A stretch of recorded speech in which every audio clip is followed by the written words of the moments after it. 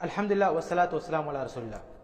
ناظرین، میں آج آپ کے سامنے ایک بہت ہی اہم خبر لے کر حاضر ہوا ہوں۔ وہ یہ کہ جیسا کہ آپ جانتے ہیں کہ کچھ دنوں سے عمر صدیق صاحب جماعت اہل حدیث کے درمیان حسینی گروہ اور یزیدی گروہ کر کے تقسیم کرنا چاہتے ہیں، اور اہل حدیث عوام کو ان دو فرقوں میں بانٹ کر ان کے درمیان ایک بدعت ایجاد کرنے کی کوشش کر رہے ہیں۔ تو الحمدللہ ان کے اس رویے پر بہت سارے اہل علم نے نفرت کا اظہار کیا، ان پر رد کیا اور انہیں سمجھانے کی کوشش کی، لیکن یہ صاحب مصر ہیں اپنی بات پر۔ اور پھر بہت سارے اہل علم نے ان پر رد کیا، ان کی اس تقسیم کو باطل قرار دیا، بدعت قرار دیا، لیکن ان سب کے باوجود بھی ان صاحب نے ابھی تک توبہ نہیں کیا، اپنی اصلاح نہیں فرمائی۔ تو اب ہوا یہ ہے کہ انہی کے ملک سے 34 اہل علم، 34 علماء کرام نے متفقہ فتویٰ صادر فرمایا ہے کہ جو لوگ بھی حسینی اور یزیدی کے نام سے گروہ بندی کرنے پر تلے ہوئے ہیں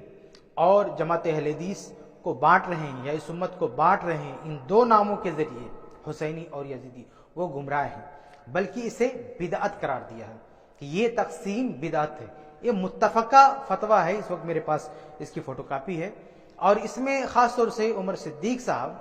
نے جو اس تقسیم کے لیے حدیث سے دلیل لینے کی کوشش کی تھی اس پر بھی رد کیا گیا۔ میں وہ الفاظ پڑھتا ہوں۔ یہ فتویٰ بہت سارے لوگوں نے نشر کیا ہے، آپ کہیں سے بھی اس کو ڈاؤن لوڈ کر سکتے ہیں، میرے پیج پر یا میری ویب سائٹ پر بھی جا کر آپ اسے ڈاؤن لوڈ کر سکتے ہیں۔ اس کے صفحہ نمبر 5 پر ہے کہ بعض کرم فرماؤں نے، یعنی عمر صدیق صاحب کی طرف اشارہ ہے، کہ بعض کرم فرماؤں نے اس حدیث سے، یعنی وہ حدیث جس میں اللہ کے نبی صلی اللہ علیہ وسلم نے کہا کہ انا من حسین،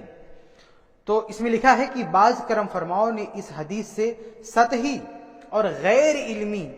استدلال کرتے ہوئے من پسند حسینی نسبت کو جہاں اپنے لیے کشید کیا، وہاں حدیث کی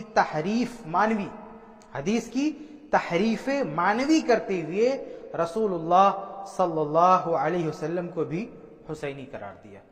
تو دیکھیں یہاں پہ لکھا ہوا ہے صاف کہ انہوں نے حدیث کے معنی مفہوم میں توڑ پھوڑ کر کے اس میں تحریف معنوی کا ارتکاب کیا ہے۔ تو الحمدللہ اتنے سارے اہل علم نے ان کے اس طرز عمل سے برات کا اظہار کر دیا ہے، ان کے اس موقف کے خلاف